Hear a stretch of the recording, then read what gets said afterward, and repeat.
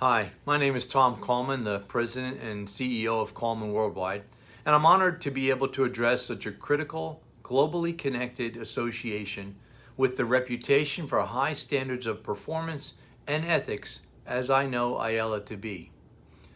My company organizes the USA Pavilion at almost every major aerospace, land defense, maritime, and security exhibition in the world. From Le Bourget in Paris to MSPO in Kielce, Poland, from Milipol, Qatar to the Pacific Maritime Show in Sydney, Australia, and pretty much everything in between. I personally was fortunate enough to join my father's company in May of 1989, and 1 month later found myself with Steve Barry, Big Steve, and the TWI Clermont-Ferrand team at Le Bourget, learning the ropes of the industry and learning all about air shows. And from that week forward, I was hooked, and the rest is history. The aerospace and defense industry is a somewhat special universe of companies.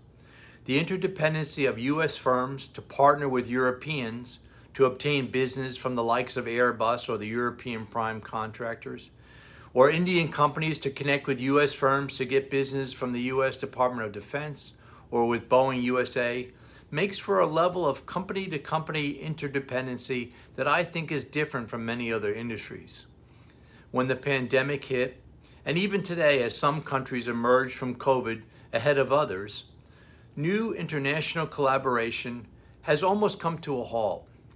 Established international partners remain established.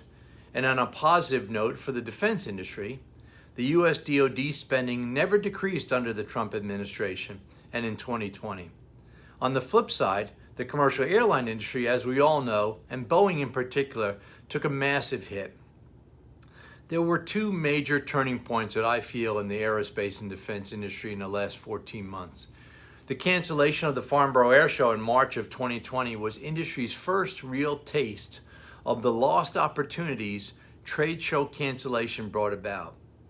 Exhibitors, trade show organizers, stand builders, and of course your industry, exhibition freight. No one at the beginning felt that Farnborough would fall, but of course it did.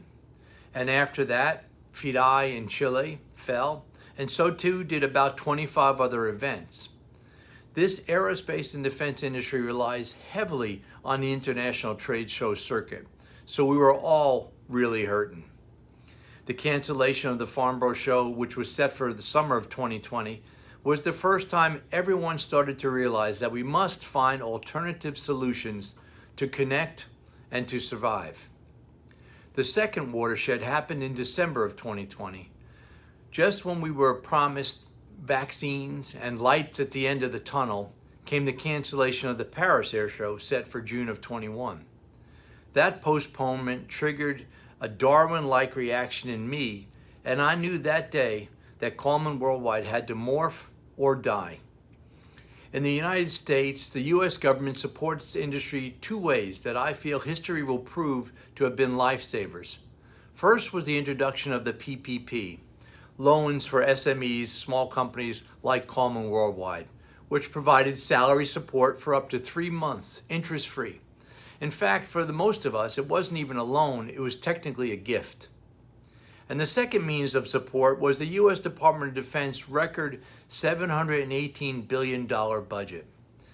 So in the USA, industry either hunkered down, commercial aviation suppliers and trade show organizers downsizing and collecting government loans, or produced as fast as their COVID-safe practices would allow them to in order to address the DoD's supply chain requirements.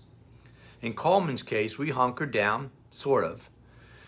But you have to understand, on our side of the table, as show or pavilion organizers, we have a major advantage over freight forwarders in that we collect our money from exhibitors sometimes as much as 12 months in advance.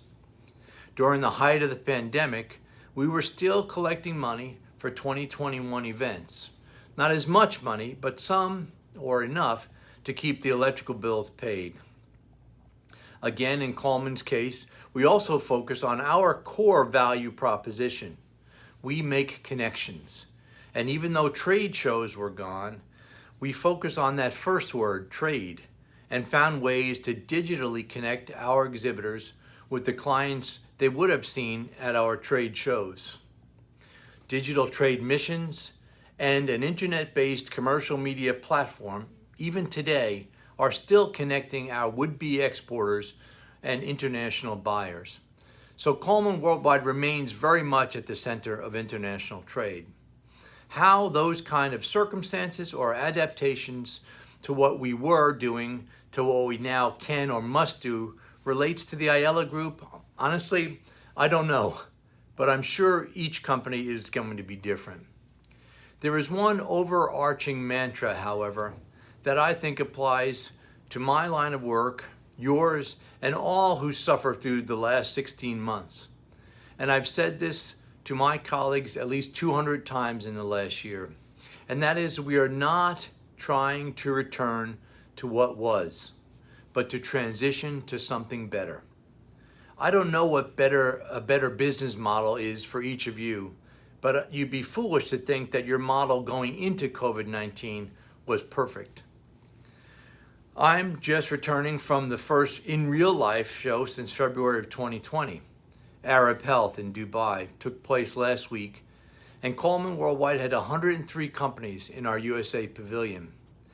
I've been asked to discuss how I see industry changing coming out of the pandemic.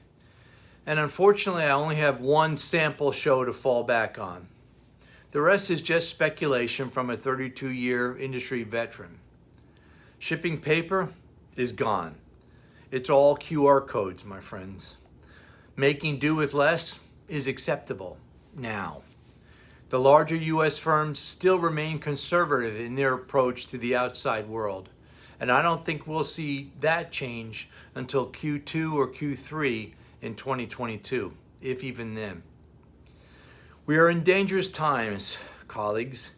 Industries, pick one, any industry, got on okay without us for 16 months. Maybe not perfect, but okay.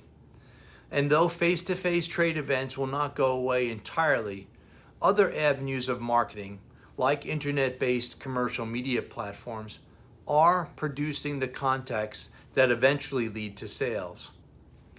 I don't see 2019 levels returning for several years, but oddly enough, I do see one positive scenario and a very unexpected lead source that may be an additional light on our horizons. Digital events today, because of their relatively low cost and their ability to connect small companies to markets heretofore untapped, are exposing and creating new potential international trade show exhibitors at a rate I've never seen before in my 3 decades on the job.